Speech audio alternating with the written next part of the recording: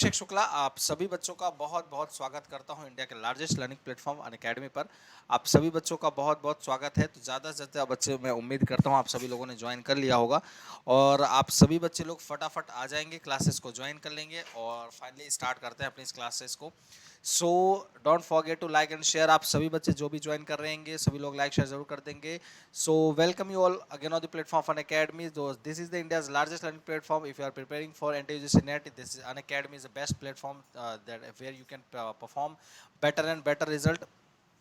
And again आप सभी बच्चों को मैं बताना चाहूँगा हर एक वेडनेसडे को नए नए बैचेस लॉन्च हो रहे हैं। आप सभी बच्चों के लिए कंप्लीट पेपर 2 करवाया जा रहा है, कंप्लीट पेपर 1 करवाया जा रहा है with all top educators. If you are if I introduce myself, so my name is Abhishek Shukla and I have more than 4 years of experience in teaching field. I am specialized for commerce paper 2 and complete paper 1. This is my code. You can use this code to get 10% discount, that is abhi101.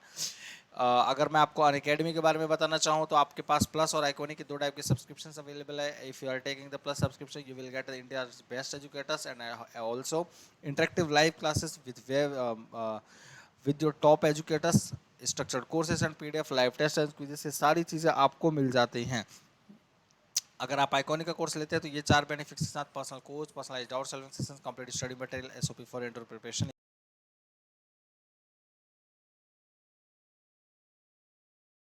मिल जाती हैं। साथियों इसी तरीके से आप सभी बच्चे लोगों के लिए बताना चाहूँगा, अगर आप प्लस कोर्स लेते हैं तो अभी 101 कोड का ज़रूर इस्तेमाल करना है। चाहे आइकॉनिक कोर्स लेते हैं तो भी आपको अभी 101 का कोड का इस्तेमाल करना है। तो ये कुछ प्लस और आइकॉनिक का आप लोगों के पास बेनिफिट्स थे, जैसे मैंने आप सभी बच्चों को बता ही दिया है। तो आपको जब भी आप सब्सक्रिप्शन लेंगे साथियों आपके पास ऐसा पेज ओपन होकर आएगा। तो ऐसा पेज जब ओपन होकर आएगा तो आपको क्या करना है भाई, आपको वैलिडिटी के साथ आपके पास ये सब्सक्रिप्शन के प्राइसेस यहाँ पे दिख रहे हैं, जैसे कि देख सकते हैं। ठीक है, तो इसी तरीके से बक्स बाउंटी भी अवेलेबल है, जहाँ पे कुछ भी कंटेंट अगर इनअप्रोप्रिएट लग रहा हो एजुकेटर्स के तो आप वीडियो के अंदर आप क्लेम कर सकते हैं प्राइस के लिए। डिस्क्रिप्शन बॉक्स में आपको गूगल फॉर्म दिया गया है, गूगल फॉर्म को फिल करके। इसी तरीके से आपके पास स्पेशल क्लासेस जो कि बिल्कुल फ्री ऑफ कॉस्ट होती हैं, आपको वहाँ पे इंटरेक्टिव लाइव क्लासेस, हर लर्नर्स के लिए पोल, आप हैंड रेज करके क्वेश्चंस पूछ सकते हैं, इसलिए कोई क्लास मिस नहीं करनी। डेली लेक्चर नोट्स कहीं भी कभी भी किसी भी वक्त आप सभी लोग ज्वाइन कर सकते हैं। तो ये कुछ upcoming specials, recorded specials available हैं। ये कुछ टॉप एजुकेटर्स के साथ आपका ये बैचेस लॉन्च हो चुके हैं जो कि 13 अप्रैल से, तो आप इनको भी देख सकते हैं। ठीक है साथियों, तो आई होप सो आप सभी बच्चों को मैं प्रॉपर तरीके से ऑडिबल एंड विजिबल होंगे। तो चलिए शुरुआत करते हैं। आई होप आप लोगों को मैंने कुछ क्वेश्चंस बहुत अच्छे से करवा दिया था। अब मैं आपको कुछ और क्वेश्चंस करवा रहा हूँ। आई थिंक 20 क्वेश्चन आपको मैं करवा चुका था, अब बाकी के हम लोग 30 क्वेश्चंस के करीब करेंगे। ठीक है, चलिए तो फटाफट आ जाएं सभी लोग।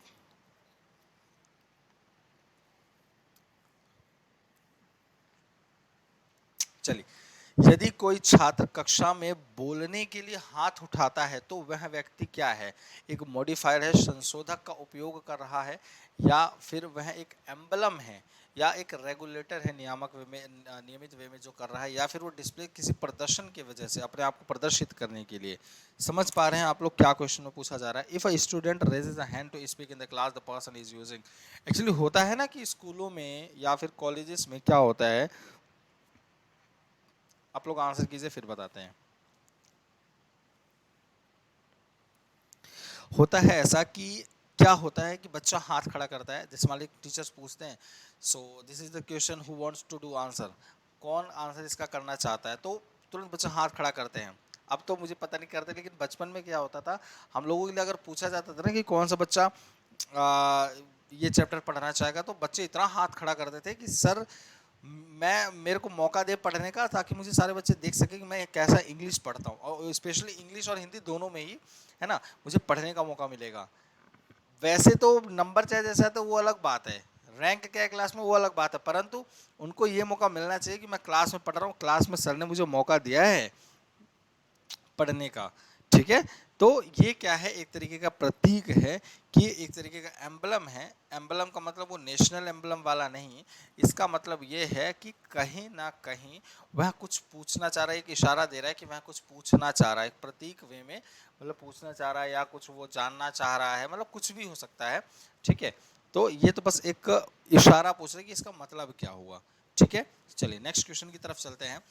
Which of the following are the main constituents of para language? Tone, pitch, quality of voice या rate of speaking? Para language की अगर हम बात करें तो सबसे मेन कॉन्स्टिट्यूएंट्स क्या हैं?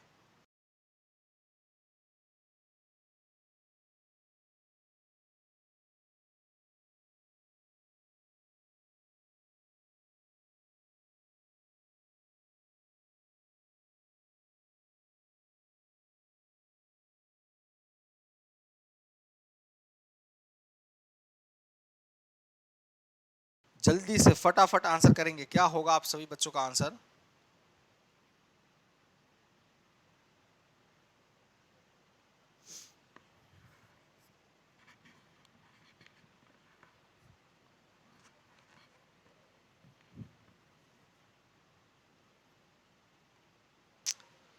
चलिए चलिए, तो आपका आंसर हो जाएगा डी, बिल्कुल सही आंसर हो जाएगा। देखिए समझिएगा, पहली बात पैरा लैंग्वेज होता क्या है। देखिए सबसे जरूरी ये है मतलब समझना कि पैरा लैंग्वेज होता क्या है। तो देखिए कोई भी, ये एक तरीके से सबसे पहला, अगर पैरा लैंग्वेज का हम ये देखिए लिखिए, अगर पैरा लैंग्वेज, आप लोगों को पहले तो मैं ये बताऊं, ये पहली चीज तो एक नॉन वर्बल है, एक तरीके की नॉन वर्बल कम्युनिकेशन होती है। ठीक है, क्लियर सभी बच्चों को? एक तरीके की नॉन वर्बल कम्युनिकेशन है। अब ये नॉन वर्बल है तो ऑब्वियसली इसके अंदर गेस्चर्स यूज किए जाते होंगे, यहाँ पे पिच यूज किए जाते होंगे। तो कहीं ना कहीं आपको बस मैं ये समझाने का कोशिश कर रहा हूं कि कोई भी चीज हो सकता ऐसे ऐसे करके इशारा करके बच्चा कोई बोल रहा हो, या फिर कोई भी मतलब बोल रहा हो, समझाने की कोशिश कर रहा हो, तो आप इसके अंदर ये सारी चीजें किस तरीके से बोल रहे हैं, मतलब एक वाइड रेंज ऑफ थिंकिंग और एक्सप्रेसिंग देयर एटीट्यूड। जो भी ऐसा कोई भी पर्सन जिसके एटीट्यूड को रिप्रेजेंट करना एक हाई लेवल पे, एक वाइड रेंज में ज्यादा, क्योंकि इसके अंदर टोन भी, पिच भी, क्वालिटी ऑफ वॉइस भी, rate of speaking, everything is involved in this language, और you can say in this communication. सो आपको ये समझने की जरूरत है कि यहाँ पे आप लोगों के जो भी नॉन वर्बल पर्सन जो भी एक्सप्रेस कर रहा है उसके एटीट्यूड को पूरी तरीके से समझा देना ही पैरा लैंग्वेज कहलाता है। ठीक, तो ये इसके पार्ट्स होते हैं, tone, pitch, quality of voice, rate of speaking. I hope आप सभी बच्चों को ये चीज क्लियर हो गया होगा। क्लियर, आगे बढ़े, नेक्स्ट क्वेश्चन की तरफ चलें। चलिए, निम्नलिखित में से कौन सा कथन सही नहीं है? विच of the following statement is not correct? अगर मुझे लगता है मैं नॉट नहीं पढ़ता तो आप लोग इसको भाई क्या करते? विच of the following is correct? Answer करते करते टाइम बच्चा, देखो एग्जाम में इतना पॉजिटिविटी तो रहता है माइंड में, आंसर करते टाइम हो सकता है बच्चा नॉट को ना पढ़ पाया, इतना पॉजिटिविटी। तो भाई इतना पॉजिटिविटी नहीं होना है।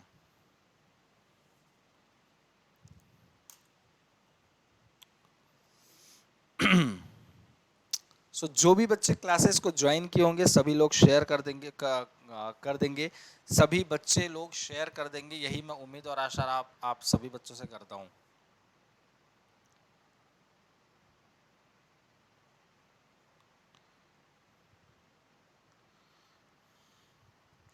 यार यूक्रेन और रशिया का वॉर खत्म हो गया कि नहीं हो गया? चलिए, तो आपका ए बिल्कुल सही, a good communicator can not be a good teacher. देखो, can not be a good teacher, क्या जो हमारे देश के नेता हैं, जो हमारे देश के नेता हैं मतलब लीडर्स हैं, जो जो भाई भाषण देते हैं, मतलब सिर्फ भाषण ही देते हैं, ठीक है, जो लीडर्स हैं जो स्पीच देते हैं, भाई उनसे अच्छा कोई कम्युनिकेशन क्या ही कर पाता होगा यार। मतलब उनके लायक बता रहा हूँ, तो जो जनता को लुभावना देना, ये करना, कि ये कम्युनिकेशन का मतलब पता है क्या, यही ये असली कम्युनिकेशन का मतलब ये हमें सिखाते हैं कि ये ऐसा इस तरीके से चीजों को बोलते हैं कि जनता इनको वोट दे देती है, मतलब इनको इतना अपने कम्युनिकेशन को भारी भरकम रखते हैं कि जनता इनको चाहने लगती है कि ये हमारे नेतृत्व में रहें, सॉरी ये हमारा नेतृत्व करें। इस तरीके का इनका कम्युनिकेशन होता है। तो ऐसे कम्युनिकेटर कहाँ मिलेंगे भाई? लेकिन अब एक बात बताइए, क्या वही कम्युनिकेटर एक अच्छे टीचर बन सकते हैं क्या? तो आंसर होगा जी नहीं। क्यों?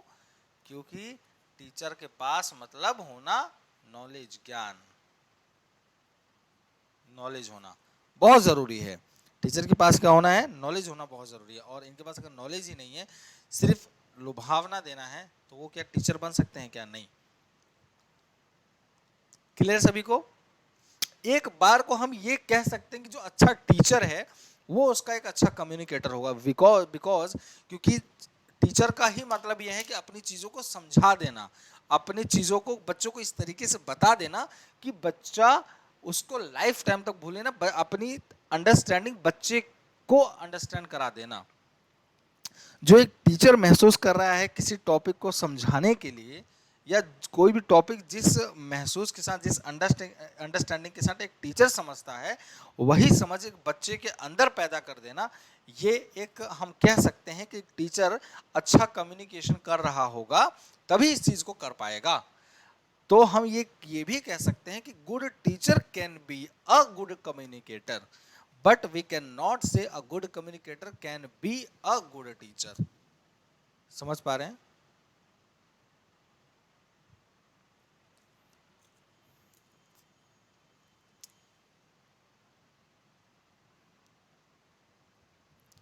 चलिए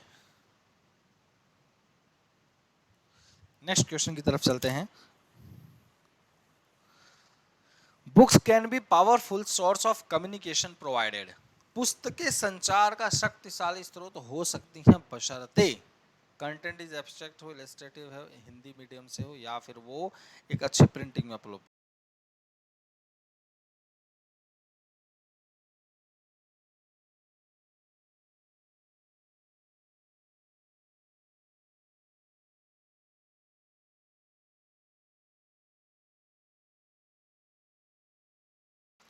फटाफट सभी लोग लाइक शेयर कर देंगे, जो भी बच्चे ज्वाइन किए होंगे क्लासेस को लाइक शेयर करते जाएंगे सभी स्टूडेंट्स। चलिए तो फटाफट आंसर करेंगे जल्दी से आप सभी बच्चे। Books can be a powerful source of communication provided that is content is abstract, illustrative, या उसका मीडियम हिंदी होना चाहिए, या फिर वो एक गुड प्रिंट के साथ होना चाहिए, तभी हम कहेंगे। तो books can be powerful if that book is in the form of illustration, illustrative, मतलब वो एक उदाहरण के तौर पे हो, उसमें सेट ऑफ एग्जाम्पल्स हों, क्योंकि कोई भी टॉपिक सिर्फ उसके डेफिनेशन की वजह से समझा देना उतना उचित नहीं होता है, उतने अंडरस्टैंडिंग क्लियर नहीं हो पाती है। तो इसलिए there must be have some examples to explain that particular topic. किसी भी टॉपिक को एक्सप्लेन करने के लिए उसके कुछ न कुछ उदाहरण तौर पर उसके वहाँ पे उदाहरण होने ही चाहिए, तभी हम किसी चीज़ को एक बहुत ही बेहतरीन तरीके से जो उसकी अंडरस्टैंडिंग मांगता है उस अंडरस्टैंडिंग के साथ हम समझा पाएंगे किसी भी, कोई किसी को भी। ठीक है, तो यहाँ आपका बिल्कुल सही आंसर है। The content must be in illustrative that can be a powerful source of communication. Because आप सिंपल सी बात समझिए, कम्युनिकेशन को पावरफुल बनाना मतलब क्या है कि अपनी बातों को इस तरीके से बोलना कि जो कोई भी टॉपिक के प्रति आपकी अंडरस्टैंडिंग है वही अंडरस्टैंडिंग एक दूसरे व्यक्ति के अंदर आपने उत्पन्न कर दिया। तो ये होने का मतलब यही है कि कम्युनिकेशन एक आपकी बहुत अच्छी है। समझ रहे हैं? तो ये तभी अच्छी हो पाती जब आपके पास with having the set of examples in regards of particular topic। ठीक, चलिए नेक्स्ट क्वेश्चन की बात करते हैं। जितने बच्चे जुड़ रहे होंगे सभी क्लासेस सभी बच्चों को आंसर्स करना है। ठीक है। The psychologically aspects of the classroom are best managed by. कक्षा के मनोवैज्ञानिक पहलू सर्वोत्तम हैं कि द्वारा प्रबंधित कक्षा, class teacher, subject teacher, principal या स्टूडेंट देमसेल्व्स।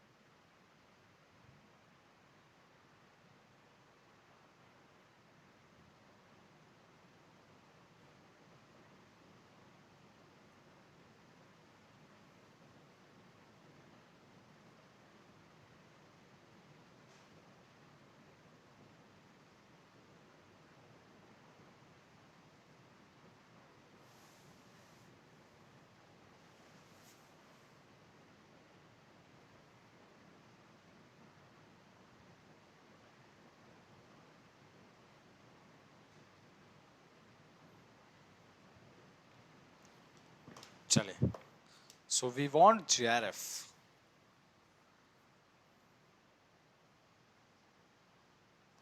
ठीक, तो ये आपका बिल्कुल सही answer. The psychological aspects of the classroom best manage by the class teacher. कैसे? हर चीज़ को हमने समझ के चलना है। देखो, आप क्लास में आप स्कूल में जब पढ़ाई करते होंगे तो आपने एक चीज़ को देखा होगा, जब PTM रखा जाता था। क्या रखा जाता था? PTM।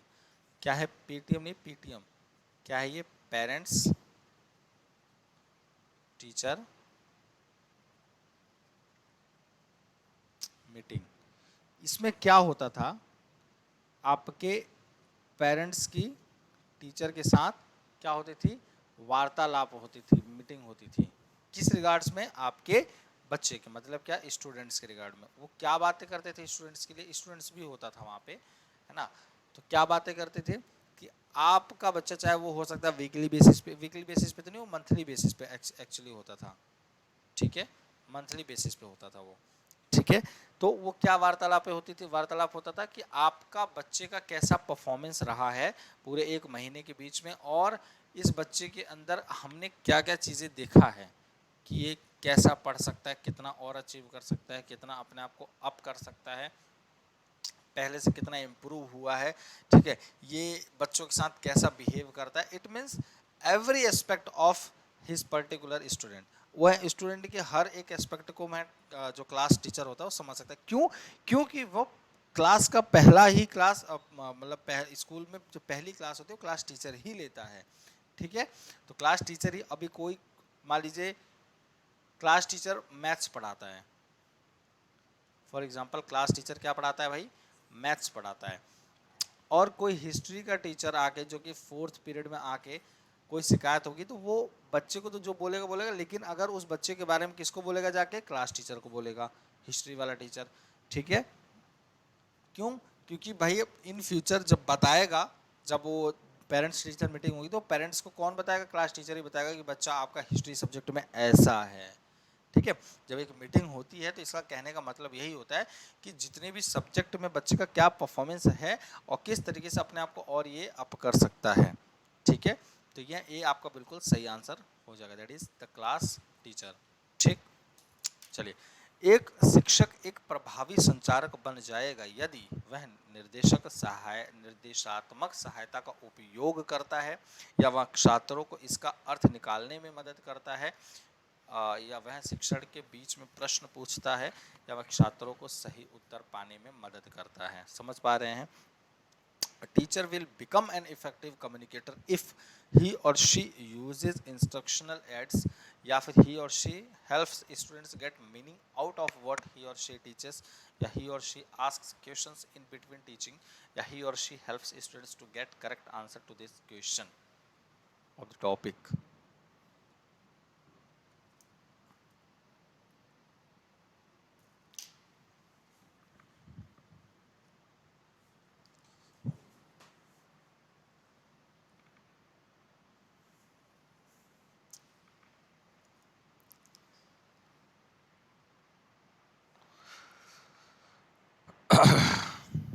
चलिए, तो आपका आंसर क्या सही हो जाएगा? B will be your right answer.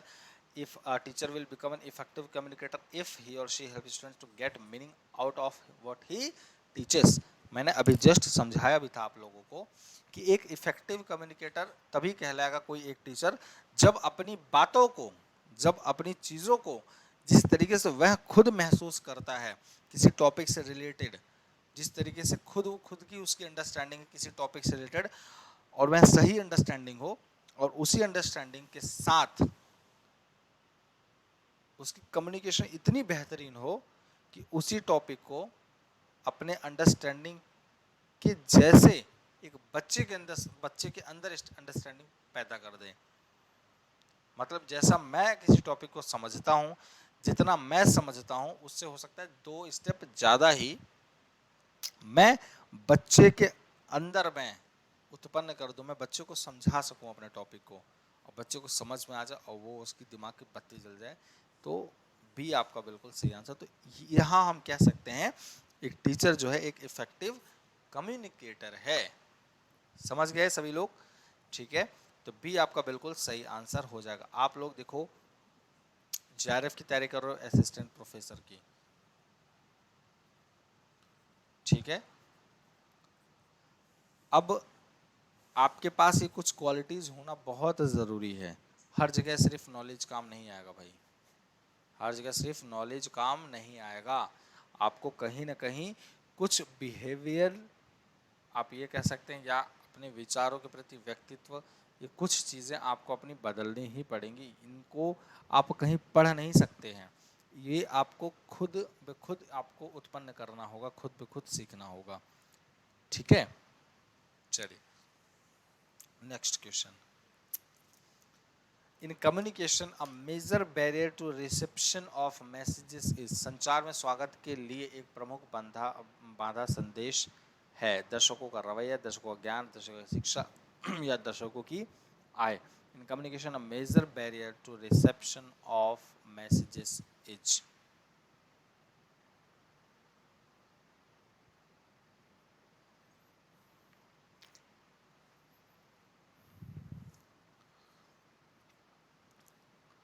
Question number 27 का आंसर करेंगे।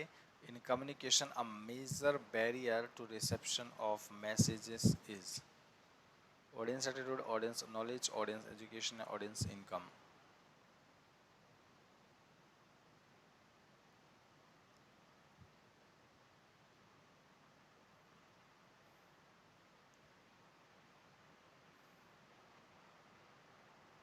तो ए आपका बिल्कुल सही आंसर हो जाएगा, दैट इज ऑडियंस एटीट्यूड।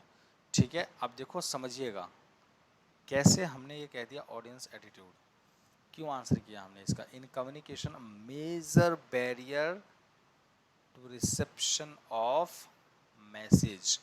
हम कुछ भी बोलते हैं, मान लीजिए यहाँ पे एक एक दो तीन चार पाँच छः ऐसे करके यहाँ पे ये ऑडियंस बैठी है,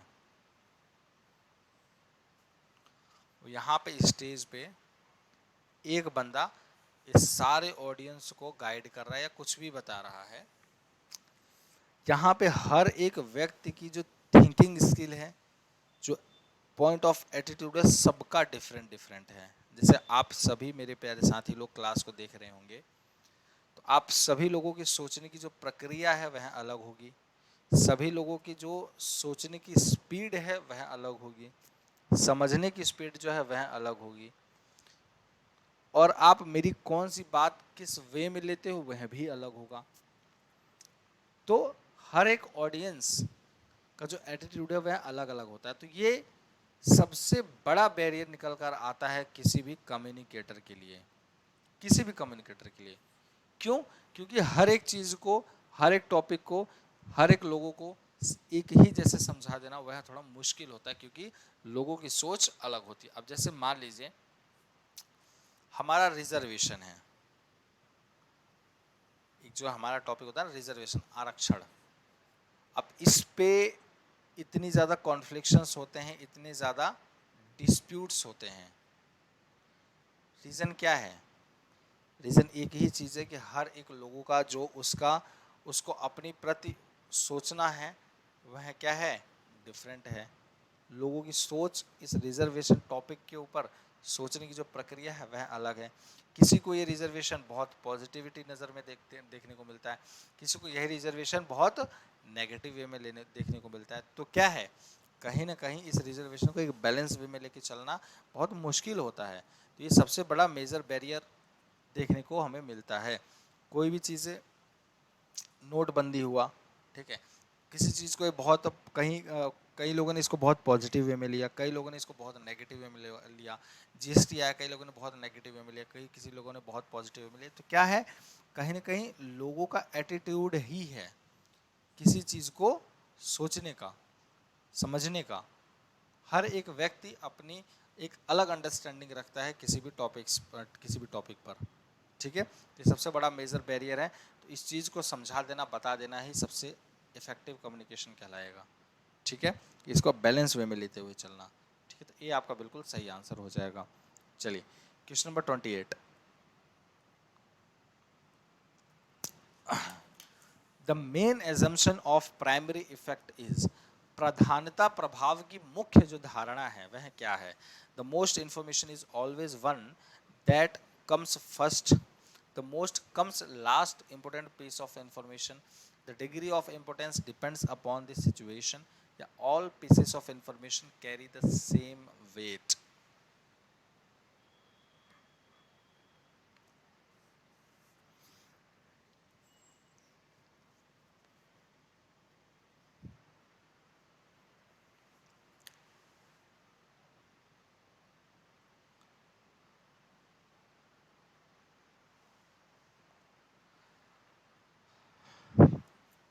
चलिए, तो फटाफट आंसर करेंगे भाई।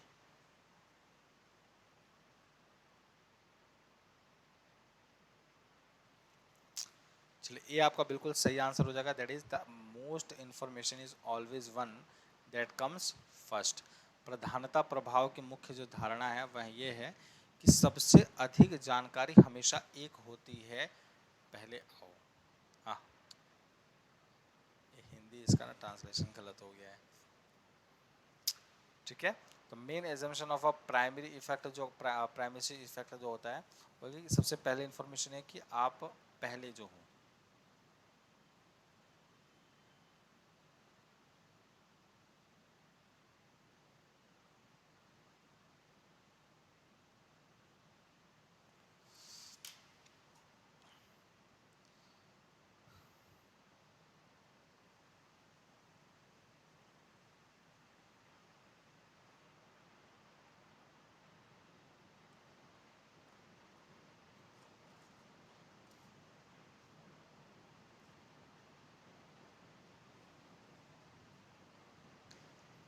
ओके, अभी थोड़ा सा आप लोगों को मैं बता दूँ। हाँ, तो मेन एजम्पशन जो है प्राइमेसी इफेक्ट का, कि जो सबसे पहली चीज़ आती है, जो जिसको हम सबसे सुपीरियर मानते हैं, जिसको हम क्या मानते हैं, सबसे सुपीरियर, ये बहुत ज़रूरी है। मैं थोड़ा इसको प्राइमरी प्राइमरी समझ रहा था इसको। ठीक है, तो प्राइमेसी का मतलब आप ये समझिए, इसका एजम्पशन ये समझिए कि जो आप सुपीरियोरिटी पे लेते हो, समझते हो, ठीक है, जिसको आपको सबसे ज़्यादा प्रायोरिटी देना है, ठीक है, तो कोई भी चीज़ जो सबसे पहले आती है उसको हम प्राइमेसी इफेक्ट का एजम्पशन मानकर चलते हैं। ठीक है, तो नेक्स्ट क्वेश्चन की तरफ चलते हैं। Which is characteristic of prejudice? पूर्वाग्रह की विशेषता कौन सी है?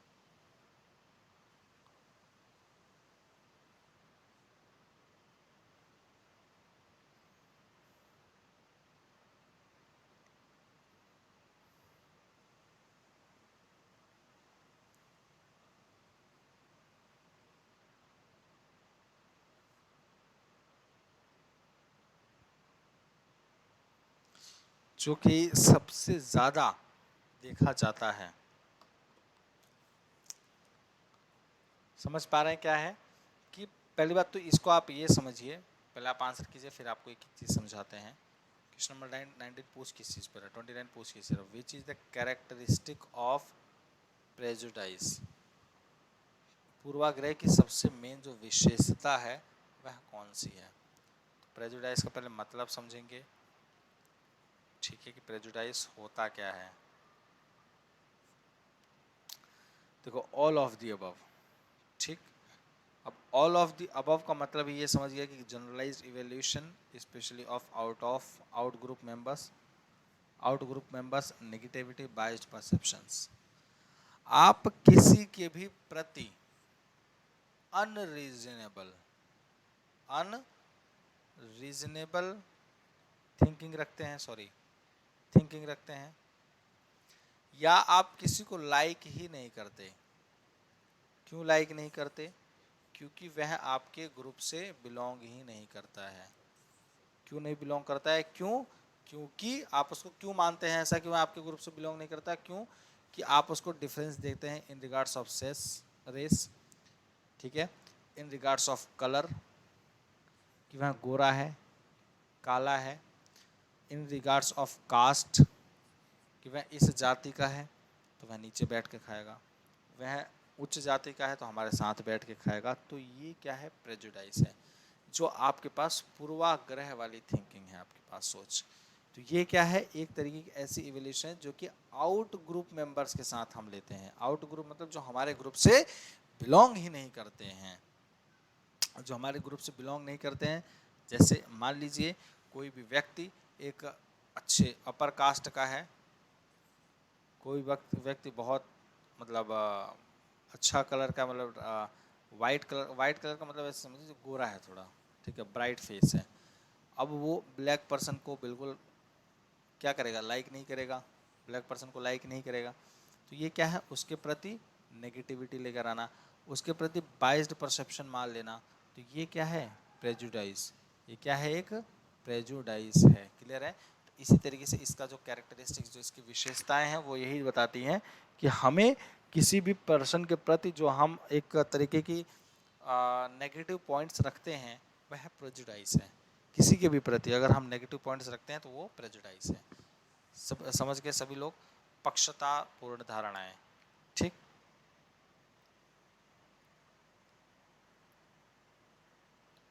चलिए next. The goal of perception checking is, धारणा जांच का एक लक्ष्य एक क्या है, कंफर्मेशन है, कल्चरल सेंसिटिविटी है, to further explore the thoughts and feelings of others, या टू कंट्रोल। धारणा जांच का लक्ष्य क्या है, पुष्टिकरण, cultural sensitivity, to further explore the thoughts and feelings of others, या टू कंट्रोल।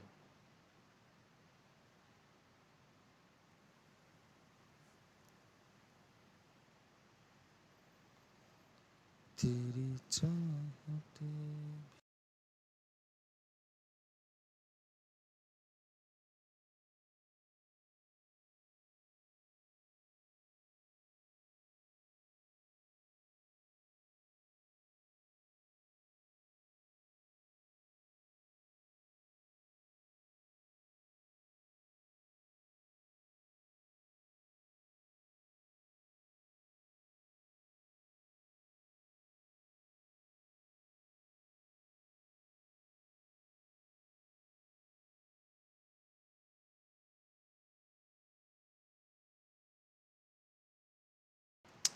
तो सी आपका बिल्कुल सही आंसर हो जाएगा, that is to further explore the thoughts and feelings. ठीक है। The goal of perception checking is का मतलब ये हो गया कि आपका जो धारणा है लक्ष्य के प्रति, तो धारणा जांच का एक क्या है कि आप अपने आप को एक्सप्लोर करो, अपने थॉट्स को और लोगों के फीलिंग्स को आप ज़्यादा से ज़्यादा एक्सप्लोर कर सको। अब एक्सप्लोर करने का मतलब कुछ तो आपके थॉट्स होंगे कि एक सामाजिक की सेवाएं हो सकती है, आपको कुछ भी हो, थॉट्स अलग हो सकते हैं, और लोगों के फीलिंग्स के साथ थोड़ा सा आप एक्सप्लोर करना कि लोग क्या सोचते हैं, किसी चीज़ के प्रति कैसी सोच रखते हैं, कैसा उनका थिंकिंग स्किल है, तो कुछ भी हो। ठीक है।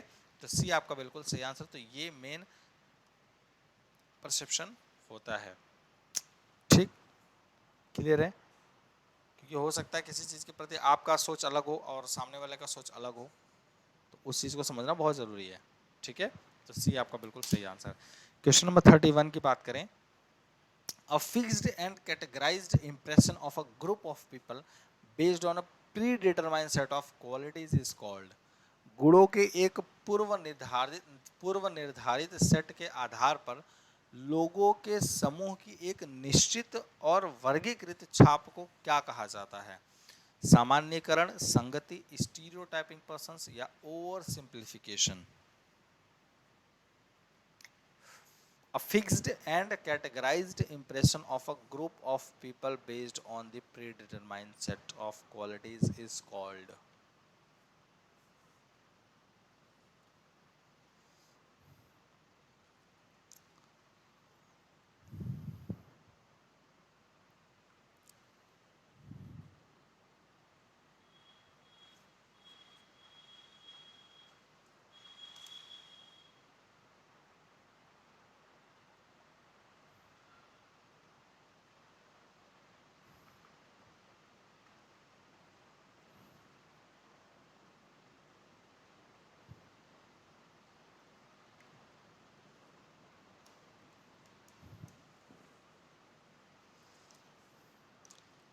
चलिए, तो सी आपका बिल्कुल सही आंसर हो जाएगा।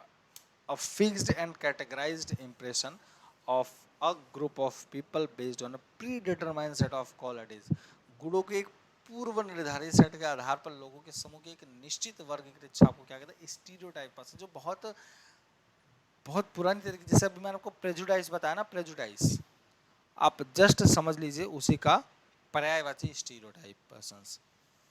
जो ऐसे ग्रुप ऑफ पीपल्स होंगे जो कि अलग ही तरीके से कुछ भी सोच लेते हैं पहले ही किसी के बारे में, कुछ बिना जाने, कुछ बिना सोचे, कुछ बिना मतलब कुछ भी हो सकते हैं पसंद। मतलब जैसे मैं पढ़ा रहा हूँ, है ना, या फिर मैं किसी के बारे में कुछ भी सोचूं कि यार ये कैसा व्यक्ति होगा यार, है ना, ये तो यार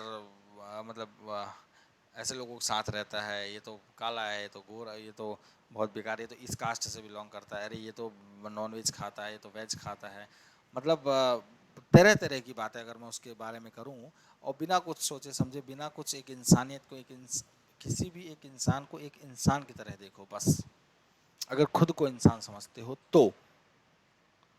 अगर बस एक एग्जांपल दे रहा हूँ, समझिएगा आप लोग मैं क्या कह रहा हूँ, किसी भी सामने वालों को आप इंसान समझो, इंसानियत के तौर पे, अगर आप खुद को इंसान समझते हो तो। अगर आप उसको इंसान के तौर पे नहीं ले रहे हैं, नहीं समझ रहे, तो आप खुद भी एक इंसान नहीं है, क्योंकि एक अच्छे इंसान और इंसानियत की परिभाषा ही यही है कि सामने वाले को भी एक इंसानियत और इंसान के तौर पर देखना, समझना, ठीक है, उसके प्रति एक इंसानियत और इंसान के तरह एक सोच रखना। सिर्फ खुद को बता देना कि मैं एक अच्छी इंसानियत के साथ रहता हूँ, मैं एक अच्छा इंसान हूँ, यह एक अच्छे इंसान की पहचान नहीं है, ठीक है। तो आपका ये इसका आंसर स्टीरियोटाइप हो जाएगा। क्लियर, क्लियर है, तो यहाँ आपका बिल्कुल सही आंसर हो जाएगा। आई होप आप सभी बच्चों को क्लियर हो जाएगा। किसी बच्चे को कोई भी किसी भी क्वेश्चन में अगर डाउट होता है तो आप सभी बच्चे लोग पूछ सकते हैं, ठीक। चलिए नेक्स्ट क्वेश्चन की बात करते हैं। A noise in the communication process, संचार प्रक्रिया में एक शोर का मतलब क्या हुआ, causes listener to listen to a message more carefully, या interfaces with the message, focus wondering thoughts, या फिर enhances the message।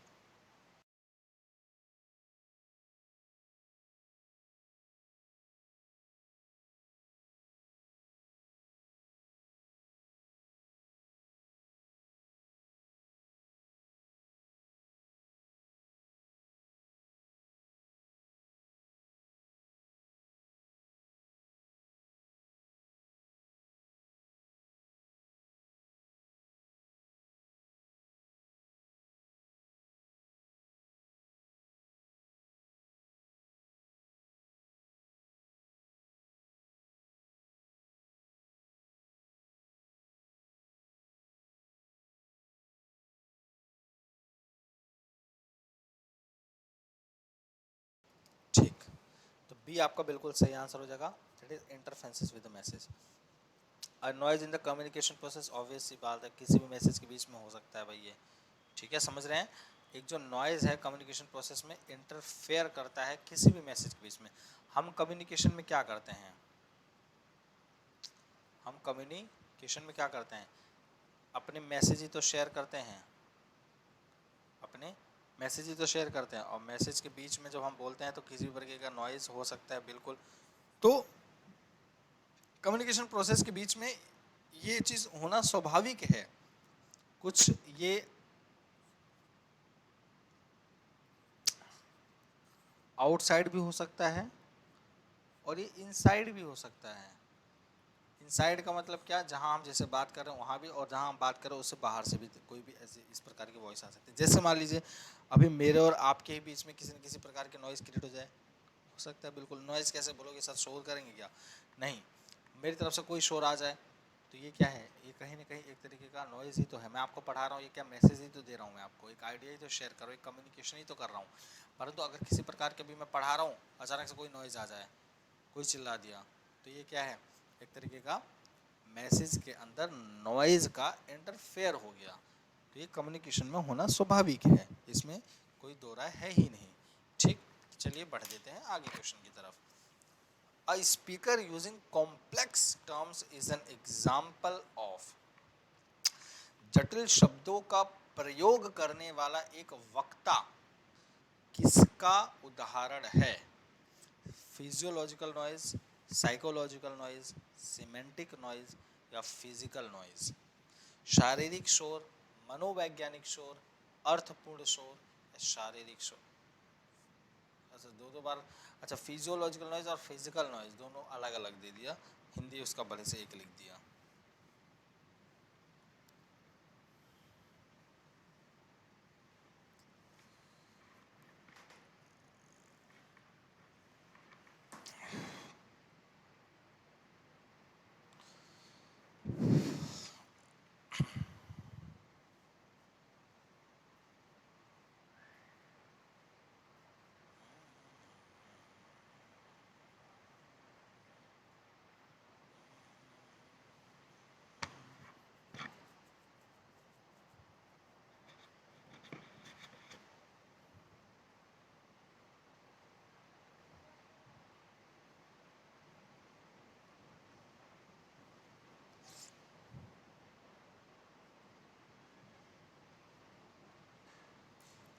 चलिए बहुत बढ़िया, बहुत ही बढ़िया।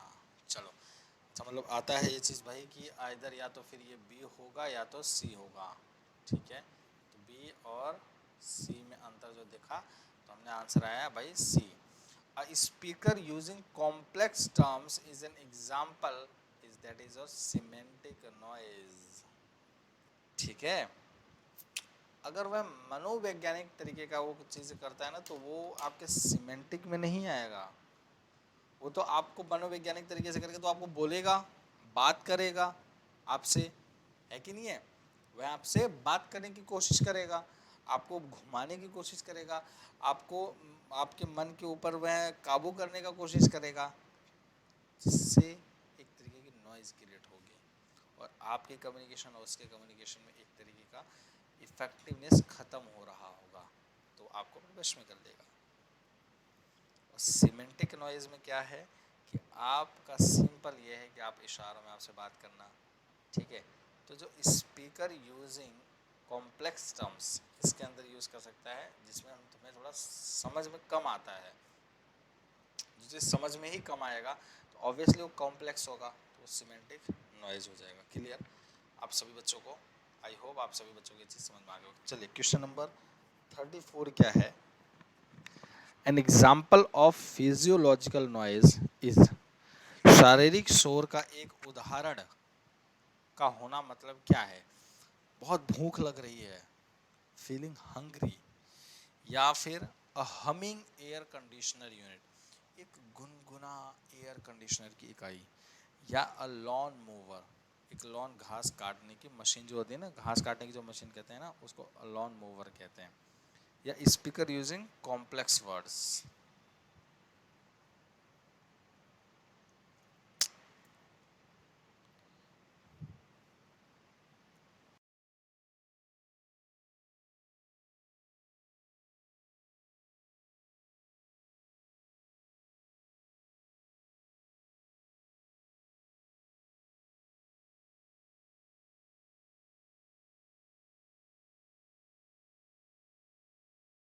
चलिए तो ए बिल्कुल सही आंसर हो जाएगा। एग्जाम्पल ऑफ फिजियोलॉजिकल नॉइज मतलब क्या समझ रहे हैं कि आपको कहीं ना कहीं, अब देखिए नॉइज भी कई तरीके से है, आप लोग जैसे जान देख ही पा रहे हैं।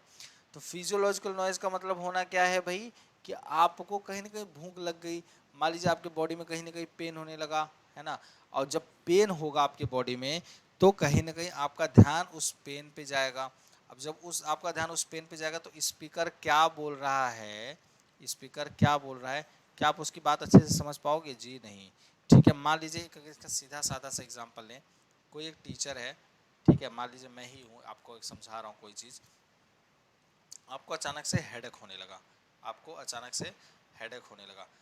अब आपको माइंड में दो चीज़ रहेंगी, एक चीज़ मेरी बात भी सुनोगे आप, ठीक है, लिसन करोगे, ठीक है, और हेडेक वाला जो पॉइंट है वह भी आपको बार बार कहीं ना कहीं क्या करेगा, पॉइंट आउट करेगा, ठीक है, पॉइंट आउट करेगा कि यार आपका सर दर्द हो रहा है, अभी अभी पढ़ूँ या बाद में पढ़ूँ, अच्छा ठीक है सर पढ़ा रहे, अच्छा ये होता है, अच्छा फिर आपका सर दर्द हो रहा है, अच्छा यार अरे अभी पढ़वा।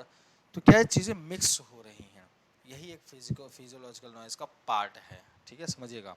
तो अगर आपको भूख लग रही है आपको भूख लग रही है तो कहीं ना कहीं अब कहता है यार अभी अभी खाना खा लूँ तब पढ़ूंगी यार, या तब पढ़ूंगा, है ना, पहले मैं खाना खा लेती हूँ क्योंकि भूख कम फर्स्ट, है ना। कहते हैं ना कि पेट से बड़ा कुछ नहीं है, ऐसे मानते हैं ना, पेट से बड़ा कुछ नहीं है, खाना खा लूँ तब इसके बाद आराम से पढ़ लूँगी या पढ़ लूँगा। हालांकि सही है, अगर जब आप, ये तो मैं मानता हूँ इस चीज़ को, अगर आपको पढ़ाई करते समय नींद आ रही है तो आप सो जाइए उस टाइम, तो वही सही है। 1 घंटे 15 मिनट 20 मिनट एक नैप ले लीजिए आप, तभी सही है। अदरवाइज वो नींद में पढ़ना तो फिर क्या ही पढ़ना, तब भी कोई मतलब नहीं है।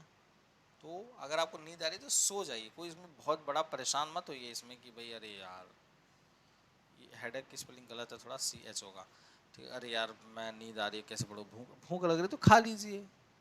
सॉल्यूशन नहीं, किसी भी प्रॉब्लम पे प्रॉब्लम क्रिएट मत कीजिए, प्रॉब्लम का सॉल्यूशन निकालने का कोशिश कीजिए। कोई भी अगर सामने प्रॉब्लम आ रही है तो अब हमारे देश की, हमारे लोगों में क्या दिक्कत आती है कि हमारे पास कोई अगर प्रॉब्लम आती है तो हम प्रॉब्लम को सोचने में लग जाते हैं, अरे यार ये मेरे साथ ही होना था, ये मेरे साथ ही होता है यार, हमेशा मेरे को होता है, ये प्रॉब्लम मेरे साथ ही क्यों आई। तो प्रॉब्लम को और प्रॉब्लम बढ़ाते हैं ऐसे। अच्छा ठीक है, आ गया, उसका सॉल्यूशन ढूंढो भाई, उसको प्रॉब्लम को उसकी चिंता मत करो, चिंतन करो, ठीक है। तो चिंता करोगे तो और परेशान करेगी, चिंतन करोगे तो वो परेशानी दूर हो जाएगी, ठीक। तो आपका फाइनली आंसर क्या हो जाएगा, ए क्लियर हो जाएगा आप सभी बच्चों का आंसर। चलिए नेक्स्ट क्वेश्चन है, informal transmission of information or filtered information is called gossip, grapevine, vertical communication, horizontal communication। सूचना का अनौपचारिक प्रसारण या फिल्टर की गई जन जानकारी संभोग क्या कहा जाता है, गॉसिप, ग्रेपवाइन, वर्टिकल कम्युनिकेशन या हॉरिजॉन्टल कम्युनिकेशन।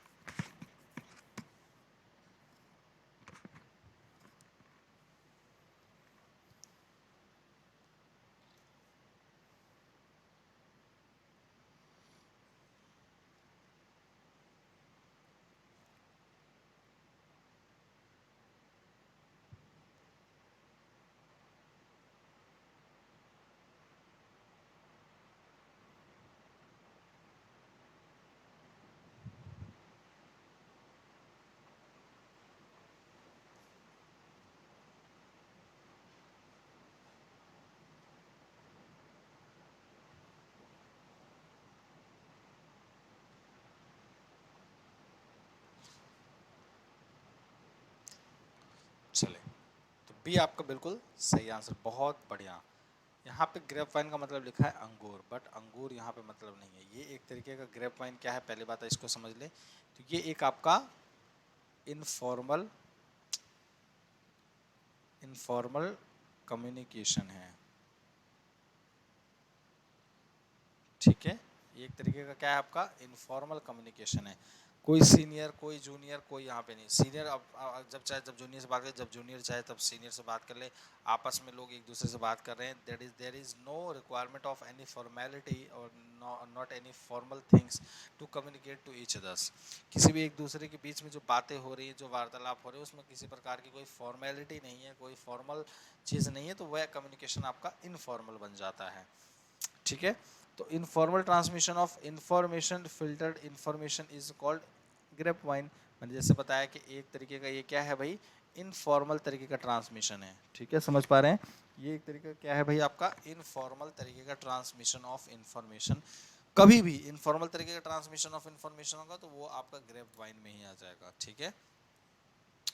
वर्टिकल कम्युनिकेशन मतलब क्या, जब आप जूनियर से सीनियर की तरफ जाते हैं, मतलब नीचे से ऊपर की तरफ जाते हैं, नीचे पोस्ट से आप कोई, मान लीजिए आप लोअर पोस्ट पे हैं, लोअर पे हैं, और आप चल के हायर, आप चल के क्या कहते हैं हायर पे पहुंच गए, ठीक है। आप हायर पोस्ट पे अगर बात कर रहे हैं किसी से, तो ये कम्युनिकेशन क्या है आपका वर्टिकल कम्युनिकेशन, क्या होगा आपका लोअर टू हायर, ठीक है, that is vertical communication. Horizontal communication जब आप सेम पोस्ट पर आप कोई चीज़ बात करें, मान लीजिए कोई एक्स पर्सन है, कोई वाई पर्सन है, ठीक है। एक्स पर्सन क्या है भाई सुपरवाइज़र है, ठीक है, एक्स पर्सन क्या है सुपरवाइज़र है, ठीक है, वाई पर्सन भी क्या है सुपरवाइज़र है। तो ये क्या है, अब एक दूसरे की जो बातें कर रहे हैं, कम्युनिकेशन जो चलेगा वो क्या है भाई एक तरीके का हॉरिजॉन्टल। हॉरिजॉन्टल का मतलब ऐसे समझिए, एच एच हॉरिजॉन्टल में एच आता है ना, एच, तो हॉरिजॉन्टल एच का ऐसे समझिए, ये वाला लाइन ऐसे समझिए, मतलब सेम पोस्ट पर बातें जब चलती हैं तो वह आपका क्या है भाई आपका हॉरिजॉन्टल कम्युनिकेशन। जैसे मैं आपको पढ़ा रहा हूँ, आप पढ़ रहे हैं, दैट इज क्या है, ये क्या है, वर्टिकल कम्युनिकेशन है। क्या है, वर्टिकल कम्युनिकेशन है। आप एक बच्चे से, आप खुद एक स्टूडेंट है और दूसरे स्टूडेंट से बातें कर रहे हैं, ये क्या है, आपका एक हॉरिजॉन्टल कम्युनिकेशन। तो तरह तरह के आप एग्जांपल जैसे आप समझना चाहें समझ सकते हैं। ठीक, चलिए नेक्स्ट क्वेश्चन है, एक बार पढ़ लेते हैं इसको भी। All of the following are barriers to effective communication except निम्नलिखित को छोड़कर सभी प्रभावी संचार के लिए बाधाएं हैं। Absence of noise, distortion of information, information overloads या cognitive dissonance.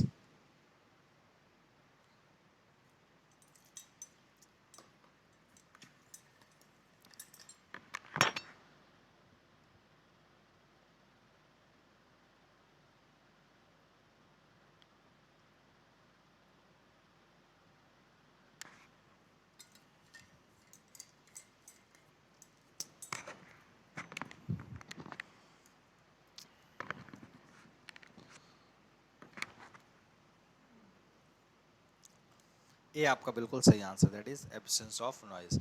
All of the following are barriers to effective communication except, देखो किसी भी इंफॉर्मेशन के लिए अंदर कोई विरूपण हो जाता है, कोई परेशानी हो जाती है, कोई दिक्कत हो जाती है, कोई डिस्टर्ब आके कर देता है, तो आपका एक तरीके का क्या है, आप, मैं आपसे कम्युनिकेट कर रहा हूँ, कोई आके अभी बच्चा गेमिंग वर्ल्ड करके आके बहुत सारा how are you sir, how are you sir, how are you sir, मतलब subscribe my channel, subscribe my channel, आगे 50 कमेंट एक साथ करके चला जाए, तो ये क्या है, एक तरीके का डिस्टॉर्शन कर रहा है बच्चा, है ना।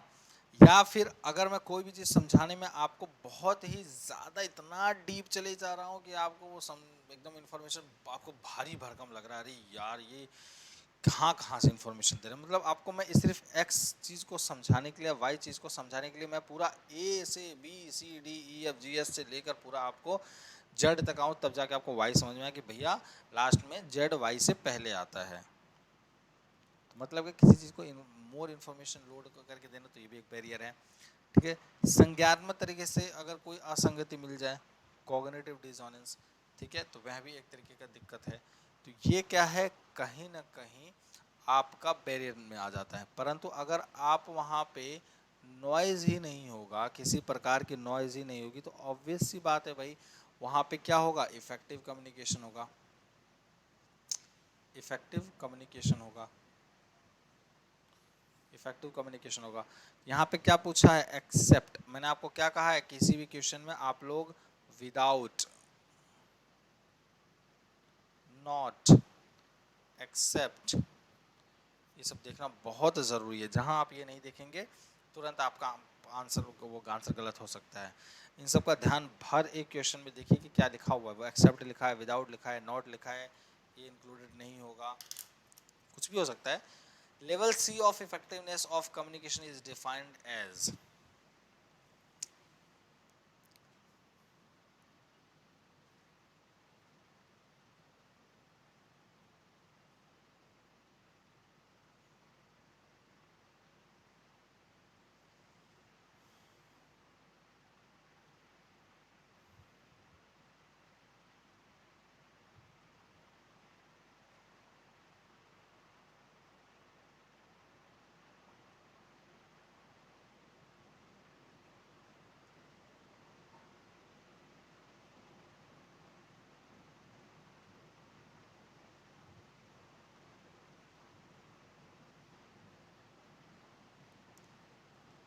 चलिए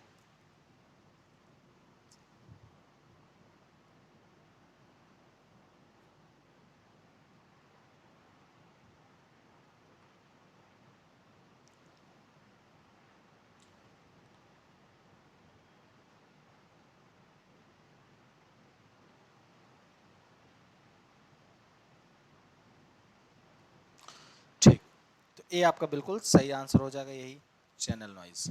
ठीक है, सी फॉर चैनल नॉइज। ठीक है, तो ये आपका बिल्कुल सही आंसर हो जाएगा। ठीक है, इसमें देखो वैसे भी अगर ये क्वेश्चन आ जाता तो आपको ये समझिए हलवा की तरह करना है।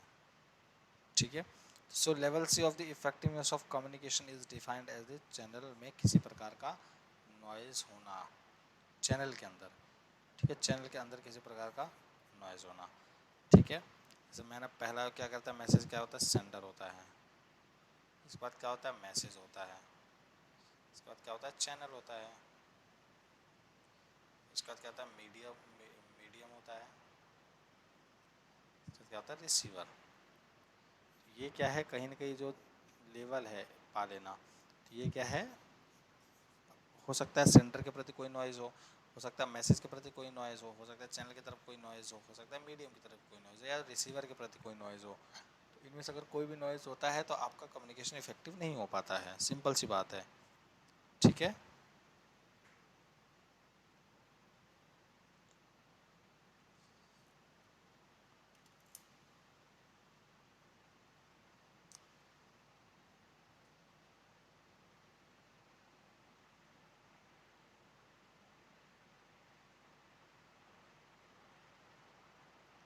समझ रहे हैं सभी लोग, समझ रहे हैं, कोई दिक्कत तो नहीं, किसी भी प्रकार की कोई इशू, कोई दिक्कत, कहीं भी कुछ हो रहा हो तो बताइए।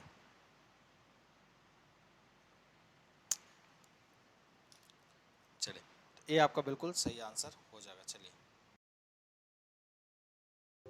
नेक्स्ट क्वेश्चन,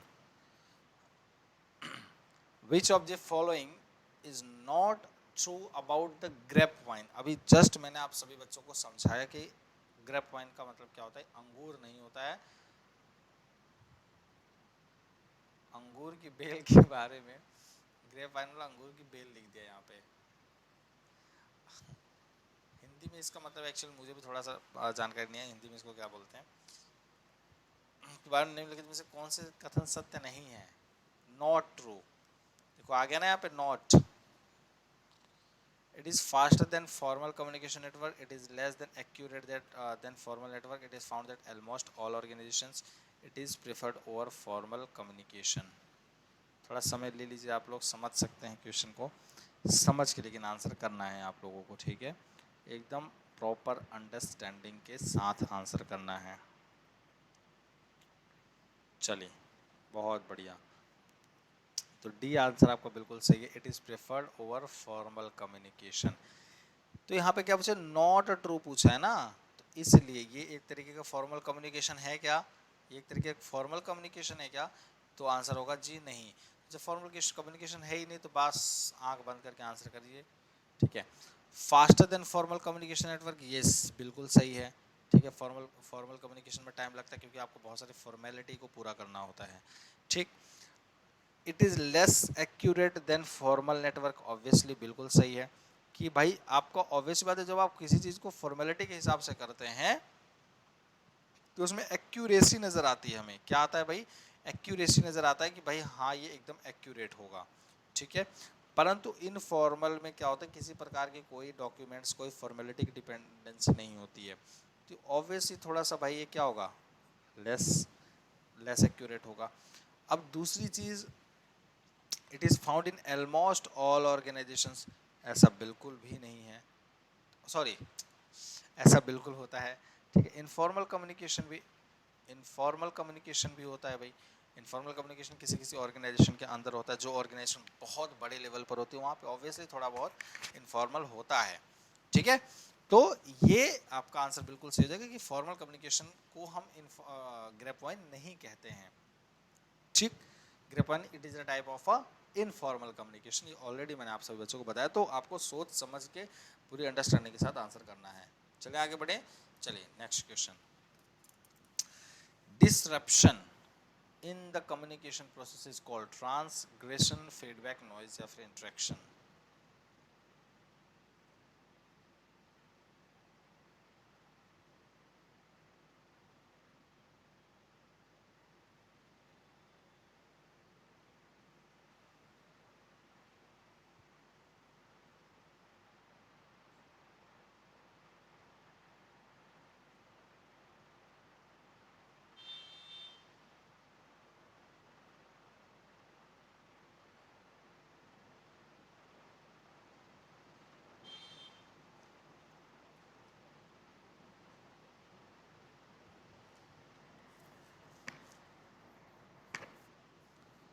चलिए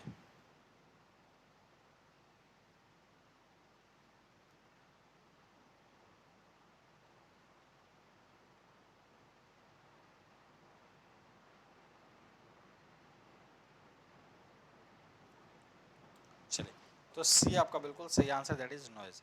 disruption in the communication process is called, इसमें तो कोई आपको समझाने वाला है नहीं भाई। ट्रांसग्रेशन, कोई अपराध कर देना, फीडबैक, ट्रांसग्रेशन यहाँ पर अपराध गलती दे दिया थोड़ा सा, फीडबैक, इंट्रैक्शन, ये तीनों चीज़ें आपका कम्युनिकेशन का पार्ट होता है। परंतु अगर वहीं पे कहीं ना कहीं डिस्ट्रप्शन हो गया, कहीं प्रकार कोई दिक्कत हो गई, तो वहाँ आपका क्या है, नॉइज है। सिंपल सी बात है, इसमें कोई दो राय है नहीं। ठीक, next. The most powerful barrier of communication in the class is noise in the classroom, confusion on the part of the teacher, more outside disturbance in the classroom, a lack of teaching aids.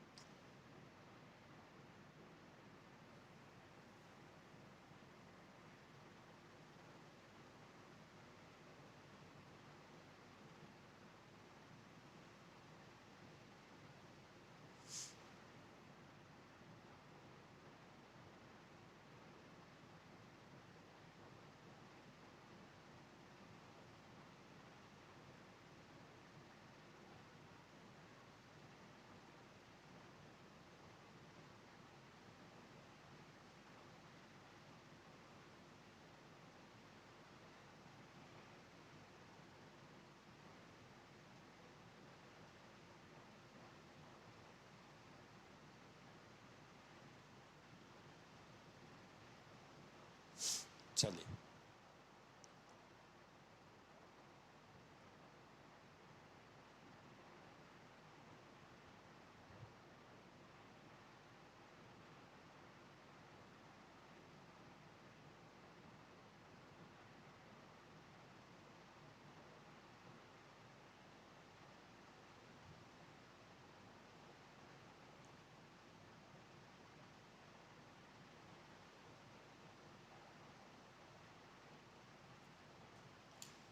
चलिए,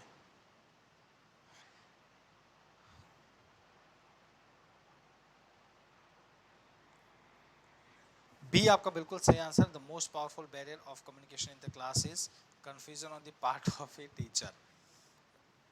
अगर किसी संचार में सबसे शक्तिशाली अवरोध अवरोध कक्षा है, तो वह क्या है कि शिक्षक की ओर से भ्रम रहना। अगर टीचर ही किसी प्रकार का अगर अपने अंदर कंफ्यूजन रखता है, तो वह बच्चे को कैसे समझाएगा, आप समझिए।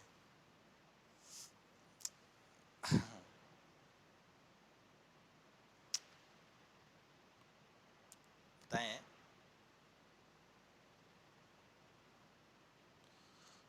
अगर टीचर के अंदर ही किसी टॉपिक या किसी प्रकार का अगर कोई दिक्कत है, तो वह कैसे समझाएगा बच्चों को।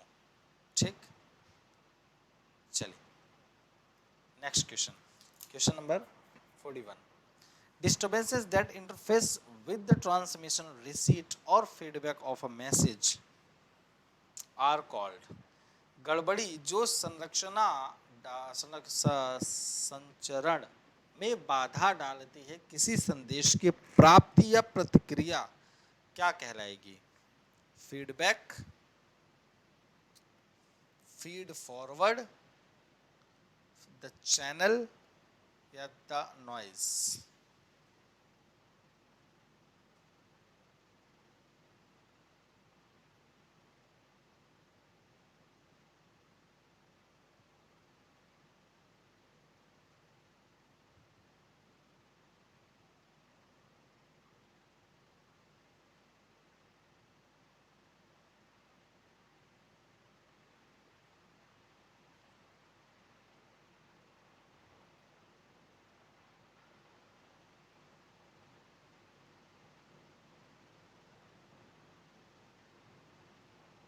चलिए,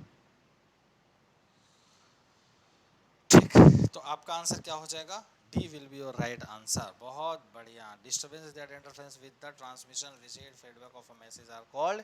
किसी भी प्रकार का अगर आपके ट्रांसमिशन में इंटरफेस में अगर कोई दिक्कत आती है, ठीक है, रिसीट में अगर आप कोई मैसेज रिसीव कर रहे हैं, तो भी अगर आप कोई रिसीवर की तरफ से फीडबैक अगर कोई रिसीवर दे रहा है, तो भी फीडबैक की तरफ से अगर रिसीवर की तरफ से कोई फीडबैक आ रहा है तो भी, चाहे आप रिसीवर का हो सकता है, रिसीवर ने कुछ डिकोड किया, फिर आपने फिर उसको एनकोड कुछ किया, तो ये क्या है, कहीं ना कहीं हो सकता है आप भी फीडबैक दे रहे हो उसके प्रति, तो ये भी क्या है, कहीं ना कहीं आपका क्या कहलाएगा भाई, सॉरी क्या कहलाएगा, उसके बीच में अगर कोई दिक्कत होगी तो क्या होगा, नॉइज।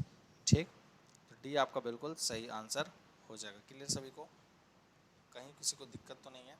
चलिए, जन संचार की सूचना कार्य है के रूप में वर्णित, the information function of mass communication is described as diffusion, publicity, surveillance and diversion.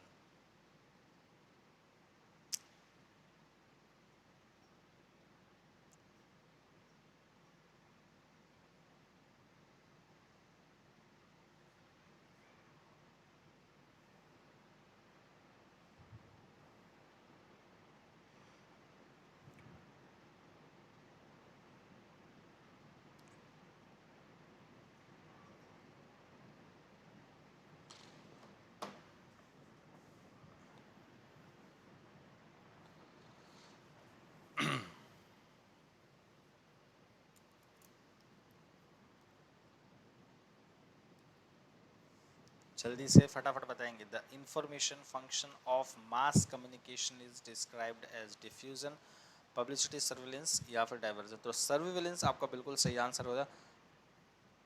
आपने एक चीज देखा होगा, कहीं कहीं आप जब किसी शॉप पे या मॉल में या फिर कहीं बाहर जाते हैं बड़ी जगह पे, तो वहां लिखा आता है you are under CCTV surveillance. ठीक है, आप कैमरे के निगरानी में हैं, तो कोई भी चॉकलेट चुराने के पहले आप इस चीज़ का ध्यान रखें कि आपको चॉकलेट चुराते हुए कोई, यह कैमरा ऊपर वाला देख रहा है, कोई ऊपर वाला आपको देख रहा है, तो कृपया इसको ना चुराएं। ठीक है, तो सी आपका बिल्कुल सही आंसर हो जाएगा। क्लियर है, किसी की निगरानी रखना। ठीक है, जनसंचार का सूचना कार्य है के रूप में वर्णित होना। ठीक, क्लियर है आप सभी बच्चों को, कोई दिक्कत तो नहीं, कोई डाउट तो नहीं आप लोगों को भाई, तो सी आपका बिल्कुल सही उत्तर हो जाएगा, दैट इज सर्वेलेंस। क्लियर, निगरानी करना। चलिए नेक्स्ट क्वेश्चन, सार्वजनिक संचार अधिक के भीतर होता है, public communication tends to occur within a more complex structure, political structure, convenient structure या फिर फॉर्मल स्ट्रक्चर।